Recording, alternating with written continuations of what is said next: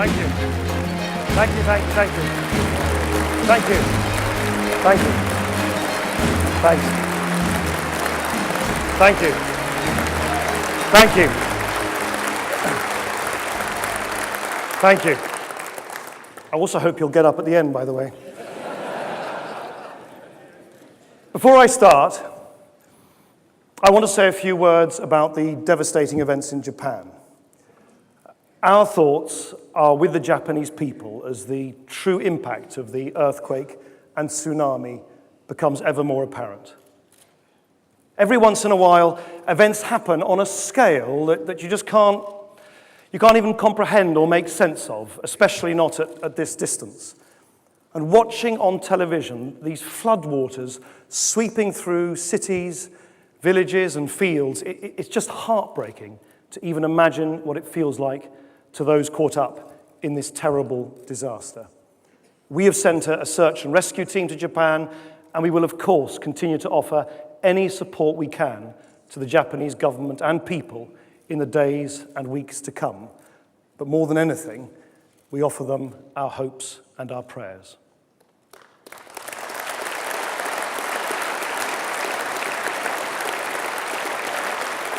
This weekend is just the second time we've been together as a party since those momentous events last May. I've really enjoyed fielding questions, queries, yes, some criticisms too, from you over the last couple of days. But it was a passing remark from one delegate that really took me most by surprise. "It's so nice to see you back," she said. "I thought we'd lost you when you walked through that door of number 10. Let me reassure you, David Cameron hasn't kidnapped me. Although I gather some people were planning to this weekend. My life, may have changed a fair bit since the last election, but I haven't changed one bit. Well, perhaps I'm a bit less trim than those photos we saw earlier. Maybe I should follow David and Samantha Cameron's example and get a personal trainer. Then again, I've got 5,000 protesters to chase me around the streets of Sheffield. We all know that we didn't take the easy path last May, but we did take the right path. Yes, being in government with the problems we inherited is hard. Explaining why we're having to make cuts is hard. And being in coalition with another party isn't always easy either. Making compromises, settling differences, and going out to explain decisions which aren't exactly the ones we'd make on our own. But every single day, I work flat out to make sure that what we're doing is true to our values. Because that's what I owe to the country, to the millions of people we represent, and I owe it to you. I never forget that it is because of you, because of your tireless work, that Liberal Democrats are now in government. I never forget that we are a party of fairness, freedom, progress, and reform. We cherished those values in opposition. Now we're living by them in government. So yes,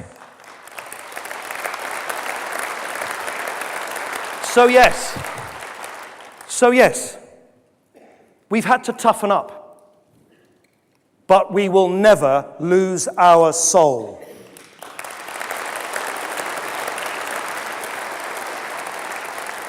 The slogan at this conference says, "In government, on your side." Some people have asked me, whose side exactly? My answer is simple. We're on the side of the people I call Alarm Clock Britain. On the side of everyone who wants to get up and get on, people who, unlike the wealthy, have no choice but to work hard to make ends meet. People who are proud to support themselves, but only ever one paycheck from their overdraft. People who believe in self-reliance, but who don't want to live in a dog-eat-dog world. Who want everyone who can to work hard, but they want children, the elderly and the vulnerable to be looked after too. People who believe it is as wrong to opt out of tax as it is to opt out of work. People who want the best for their children and need good local schools, who rely on our NHS, who want great public services but can't stand seeing government waste. People who don't want politicians lecturing them on how to live and who are fed up with politicians taking their votes for granted. These are the people Liberals have always fought to get them votes, wages, jobs, and welfare. Lloyd George's People's Budget, to make the wealthy pay their fair share and give a pension to all those who'd worked hard. Keynes's plans to make our economy work for everyone and provide jobs for all. Beveridge's radical blueprint for a welfare state to give security and dignity to every citizen. Well, they may not have called it Alarm Clock Britain, but they had the same people in mind. The people Liberals have always fought for, and we always will. Those of you at the rally on Friday will remember that Ros Scott passed on to our new president, Tim Farron, a copy of a book on liberty by John Stuart Mill. And it was a reminder that we are the inheritors of a century and a half of radical liberal tradition. We're not the heirs to Thatcher. We're not the heirs to Blair. We are the heirs to Mill, Lloyd George, Keynes, Beveridge, Grimmond. We are the true radicals of British politics.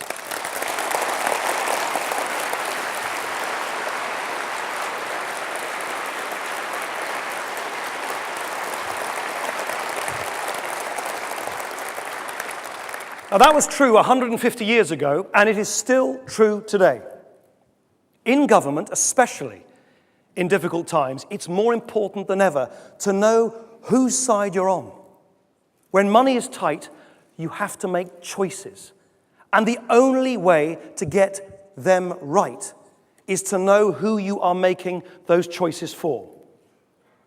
We are on the side of Alarm Clock Britain. They have been failed for generations, failed by the tired tribalism of left and right, failed because both of those political traditions, they forget about people and they place their faith instead in institutions. For the left, an obsession with the state. For the right, a worship of the market. But as liberals, we place our faith in people. People with power and opportunity in their hands. Our opponents, they try to divide us with their outdated labels of left and right. But we're not on the left. We're not on the right. We have our own label, liberal.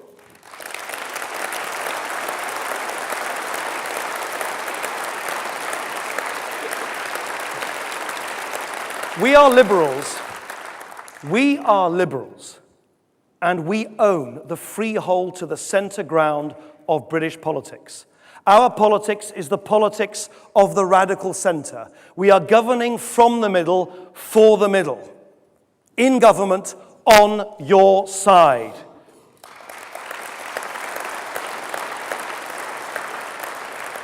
Now, the first order of business for this government has, of course, been to tackle the budget deficit Labour left behind. There's no hiding place. There can be no ducking out. But let's be honest. This is not what we're in politics for. Hands up anyone here who got into politics so that you could pay off a deficit. No?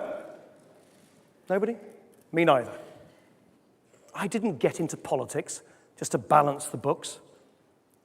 It's what we have to do so we can do what we want to do. When we came into office, we were borrowing an extra £400 million every single day. £400 million we were asking our children to pay back. Everything I want for Britain, great schools, world-class hospitals, a balanced economy, can only be built on strong foundations and on sound public finances. Now, some people say to me, I understand why we have to stop spending so much. I understand why we have to sort out the deficit, but aren't we doing it too quickly? In other words, why now? Here's why. By cutting the deficit decisively, we have restored confidence in Britain. It's essential, because without confidence, there can be no growth. We've helped to keep interest rates lower for longer, helping families, helping businesses. It has meant making difficult choices, but at least they have been our choices, not forced on us by the bond markets as they have been in Greece and Ireland. And the risks of delay far outweigh the risks of swift action. Labour's delay would certainly be costly and could be deadly.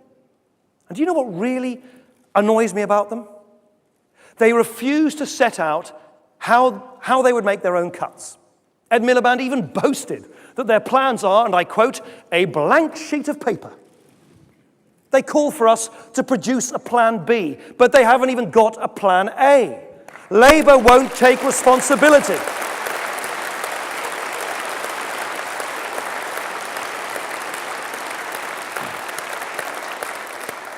They say they would cut, but they won't tell us where. They say their plan would be easier, but then don't admit their plan would mean 3 extra years of cuts. They want to be saying to the people in 2015, more cuts are needed. We want to say, we've done what needed to be done. And that is a question of fairness.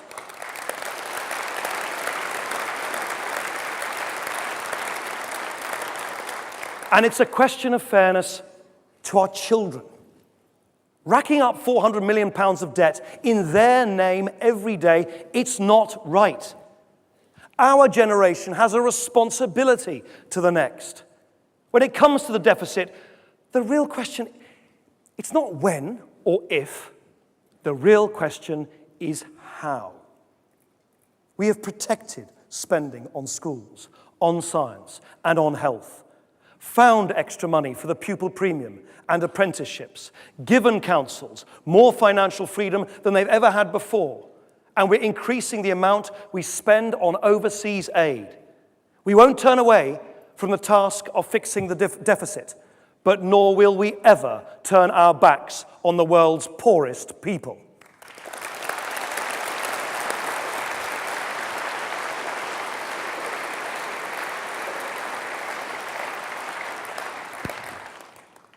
We're not just fixing the deficit, we're laying the foundations of a stronger Britain and a fairer world. In local government, I know the cuts are difficult, but our councillors are showing what imagination, compassion, and a bit of liberalism can do. I cannot tell you how proud I am that not a single Liberal Democrat-led council is closing a single Sure Start children's centre.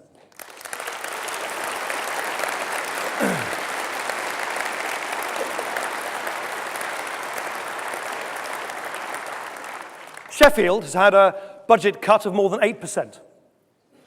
Every lost job is a loss we all feel keenly. But the Liberal Democrat Council here has kept compulsory redundancies down to 270. They have kept open every children's centre, library, and swimming pool.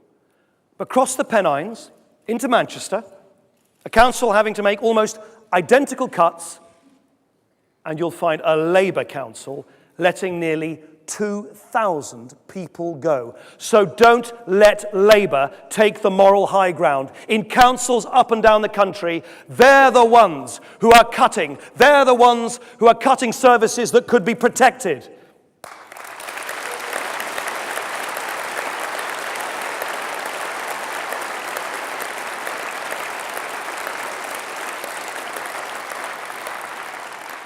Some people say Labour are making those cuts for political reasons. So they've got something to blame the coalition for in their local election campaigns. Let me say this. Anyone who sacks a member of staff or shuts down a public service for political purposes is a disgrace to politics and a disgrace to Britain.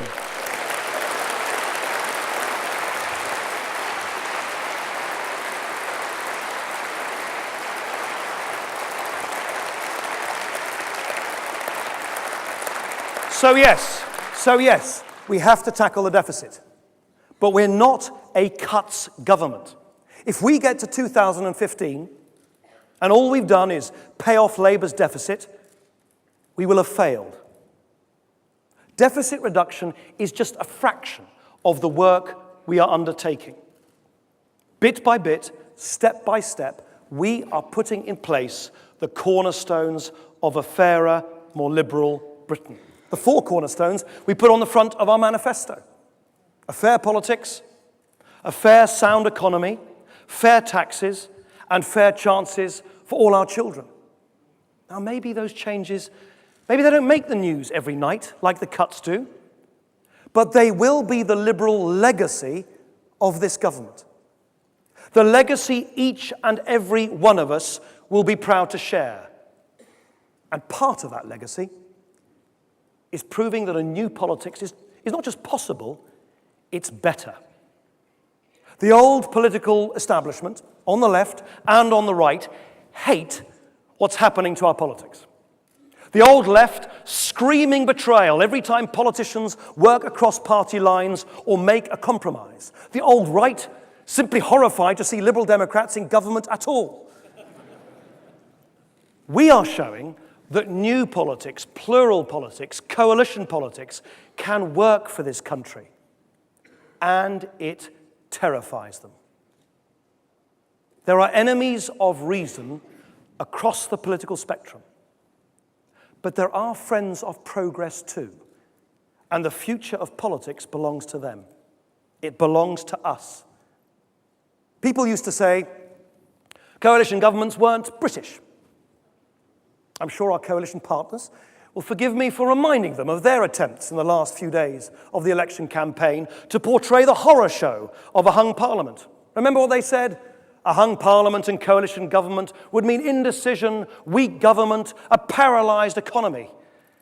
Well, it hasn't quite turned out like that, has it? The coalition government is strong and it is radical.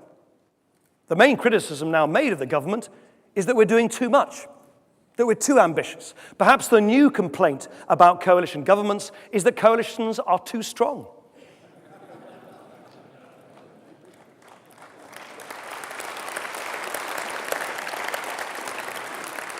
But 2 parties sharing power in Westminster is just the start. We need to share power with the people. Let me quote you some words that inspired me many years ago. The old politics is dying. The battle to decide what the new politics will be is just beginning. It is possible, just possible, that it will be a politics for people. Shirley Williams wrote that 3 decades ago.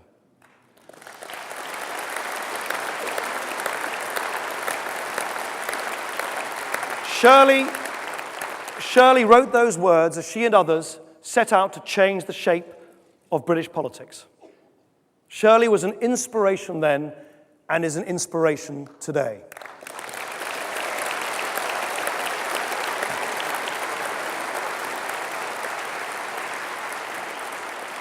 I can't see if you're here, Shirley, but if you are, perhaps it's taken a little longer than you thought. But here we are. A new politics is beginning at last. We must make it what Shirley dreamt of, a politics for people.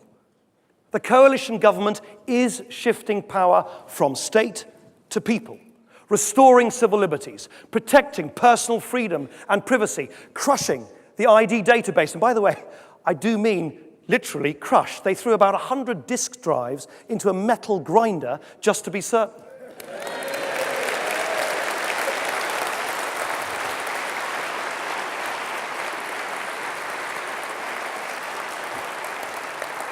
I knew that would get the biggest cheer. We're ending the house arrest of Labour's control orders, guaranteeing freedom of the press, undertaking the biggest devolution of financial power to Scotland since the formation of the United Kingdom, tearing up the Whitehall rules that dictate to town halls how to spend local people's money, running a successful referendum to give more power to Wales, putting public health in the hands of local authorities, reforming party funding, giving voters the right to sack corrupt MPs, creating an elected House of Lords, finishing the job this party started a century ago.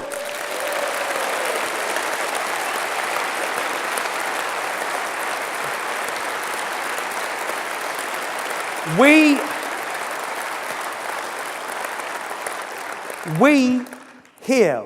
passed the policies, conference after conference. Now, finally, we're passing the laws. And, of course, a referendum to change our voting system. For the first time ever, the people of Britain choosing how to choose their MPs. Now, you can tell the No campaign is starting to get desperate, making up ludicrous stories, basically making it up as they go along. What are they scared of? AV it's a small change that makes a big difference. It keeps what people like about the current system, like constituency MPs. It simply puts people rather than politicians in charge. It makes MPs work harder for your vote and helps end the scandal of safe seats for life.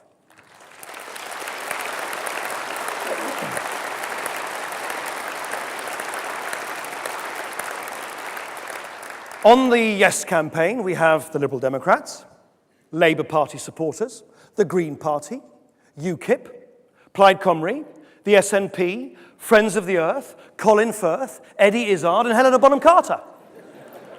On the no side of the argument are the BNP, the Communists, the Conservative Party, John Prescott, Norman Tebbit, and David Owen. Sort of tricky one, isn't it? Tricky one, that. It's simple. If you want more duck houses, vote no. If you want more democracy, vote yes.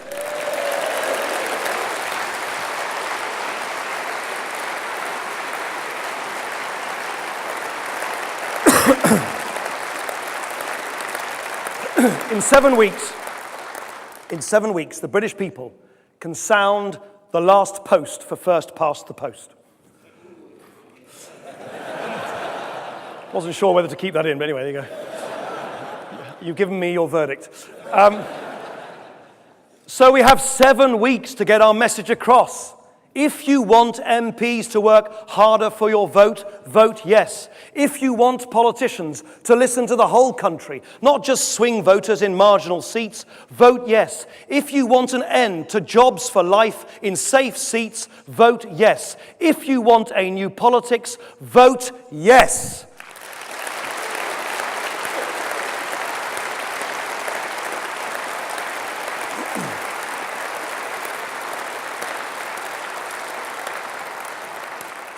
But it's not just a new politics we need. We need a new economy. The deficit is just the most obvious symptom of an unbalanced, unsound, unfair economy. An economy based on speculation and debt rather than growth and investment. We need an economy that works for alarm clock Britain, not just for the financial elite. We need an economy that works for us all. Dealing with a deficit is just the first step to making that possible. We have to get growth going again, but a new kind of growth. The budget, 10 days from now, will be a budget for growth, for green growth, for balanced growth, building the homes our children will need, getting young people into work, investing in the low-carbon economy of the future. No more dependency on the City of London.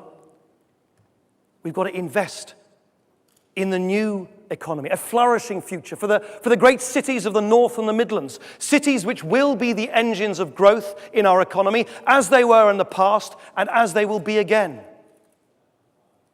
As for the banks, I agree with that well-known revolutionary, the Che Guevara of the city, Mervyn King.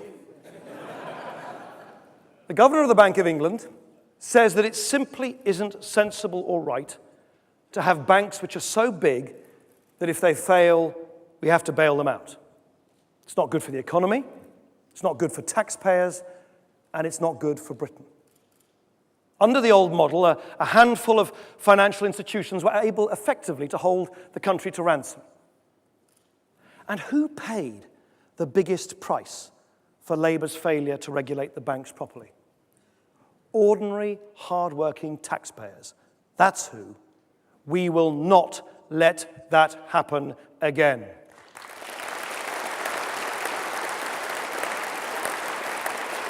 So we're fixing the banks. We're going to take £10 billion more than Labour planned in taxes off them during this Parliament. We're making sure they'll lend £10 billion more to ordinary businesses this year alone. We'll make them come clean about how much they pay their top people with the toughest disclosure regime in the world. And most importantly of all, we've set up an independent banking commission to advise us on sustainable future for the whole banking industry. And we will act on what it recommends. The banks must go back to being the servants of the economy, not the masters.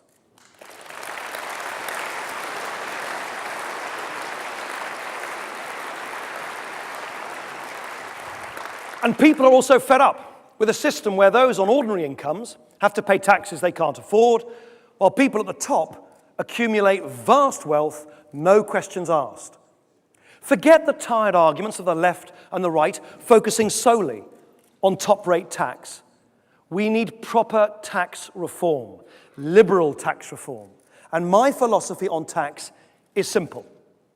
Less tax on aspiration, enterprise, and hard work, more tax on pollution and unearned wealth.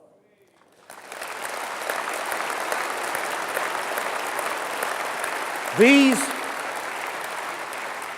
are the principles which are already shaping government tax policy and will continue to do so in the years to come.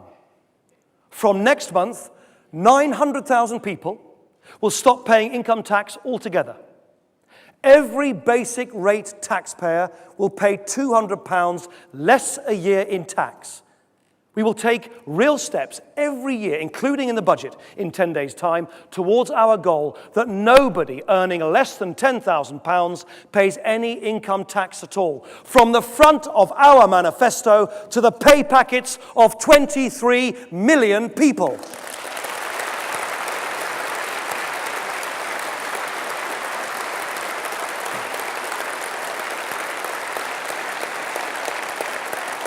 And do you know who did that? You did that. Every one of you in the hall. You did it. You designed the policy. You voted for it at a conference like this. You campaigned for it, and now it's happening. So get out there and tell people about it. On every doorstep and in every town, an extra £200 in your pay packet starting next month. By 2015, no tax on the first £10,000 you earn.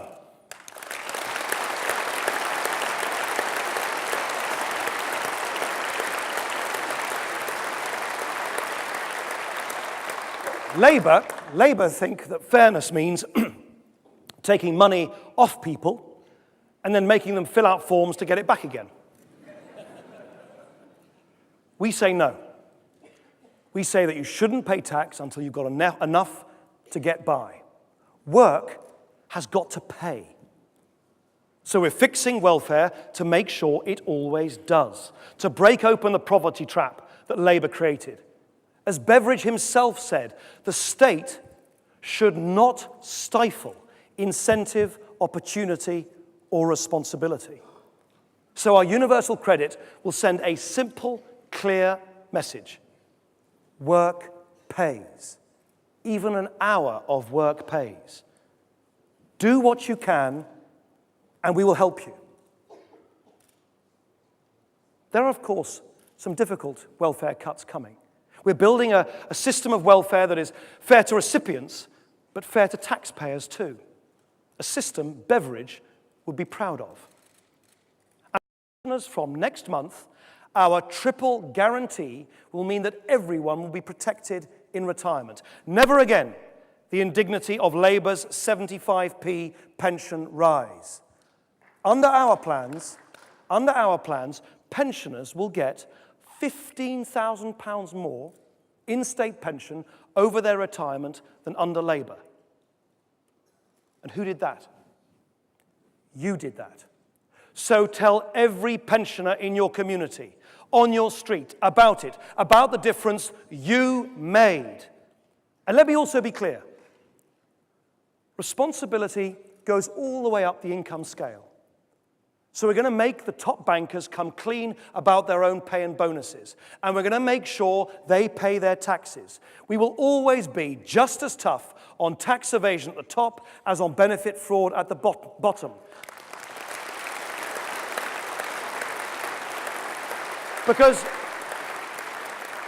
Because ordinary workers in Alarm Clock Britain, they don't set up offshore trusts to avoid paying tax. They pay their way, and that's a standard everyone should live by.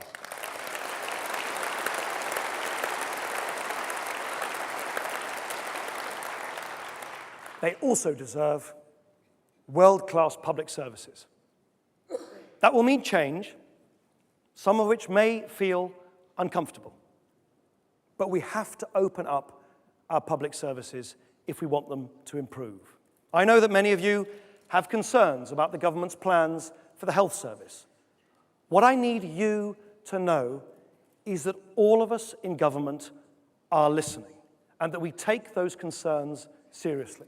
We have campaigned for years for an NHS that gives more power to professionals and to patients. Don't believe for a moment Labour's scaremongering about privatising the NHS. No government of which I am part will tamper with the essential contract at the heart of the NHS to care collectively for each other as fellow citizens. World-class healthcare for all, publicly funded, free, centred on patients, not profit. So yes to health reforms, but no, always no to the privatisation of health.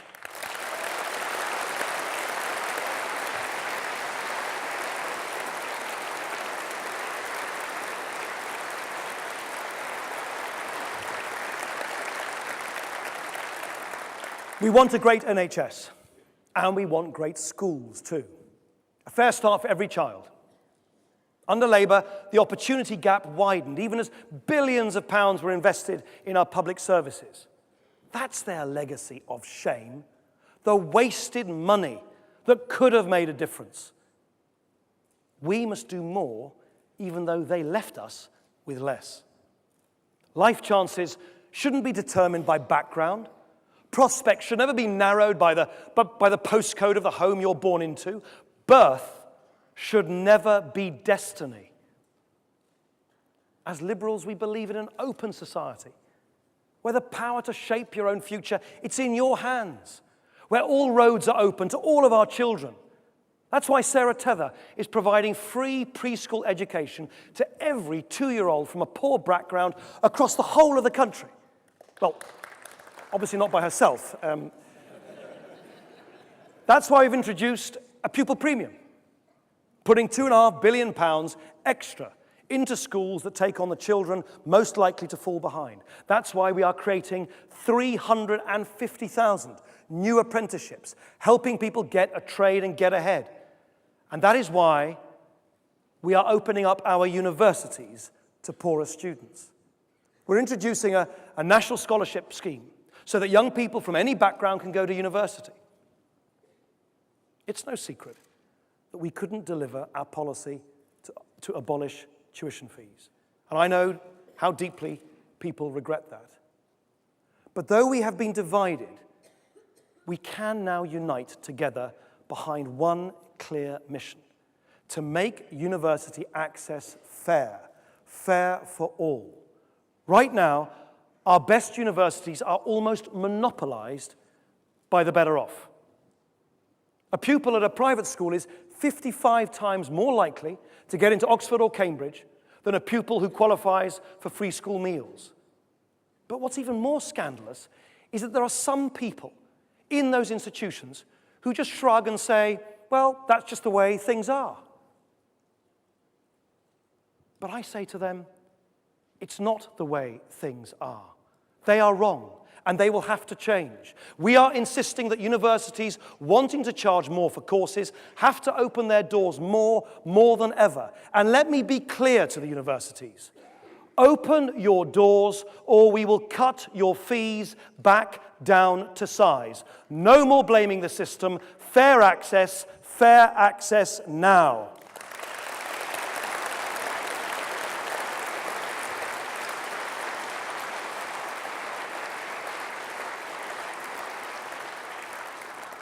But you know, it isn't just the universities.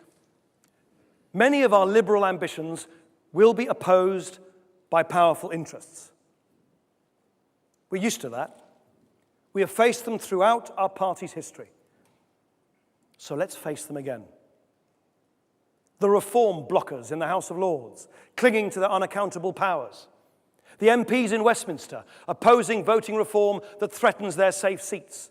The political party machines afraid to wean themselves off big money. The unions standing in the way of reforms to give patients and parents more power. The financiers in the City of London resisting fairer regulation and transparency. All looking out for themselves, protecting their turf, trying to close the doors against change. Well, we're not having it.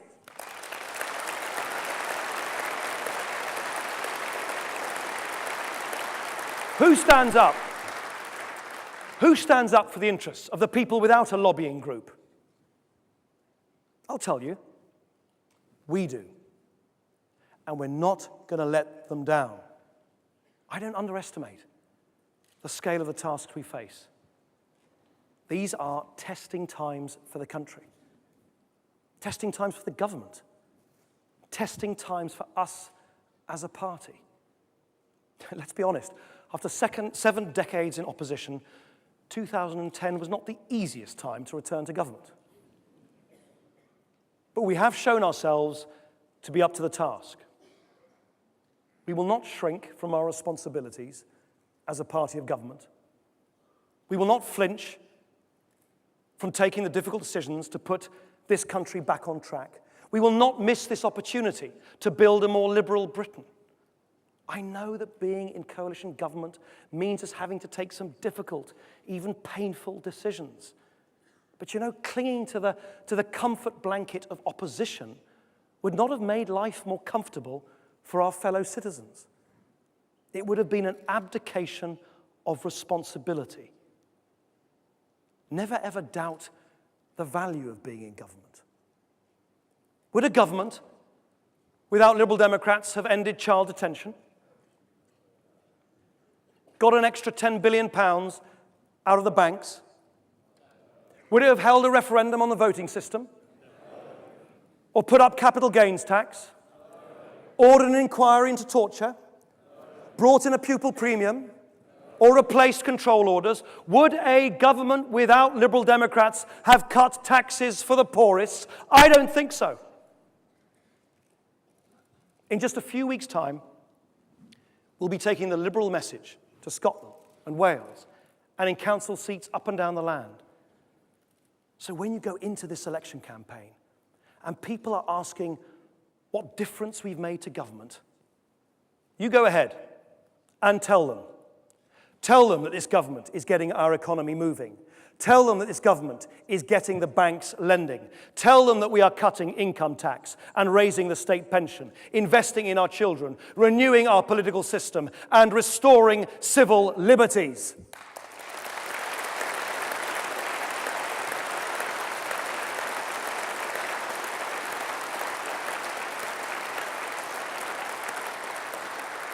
Tell them how we are working to build a liberal Britain.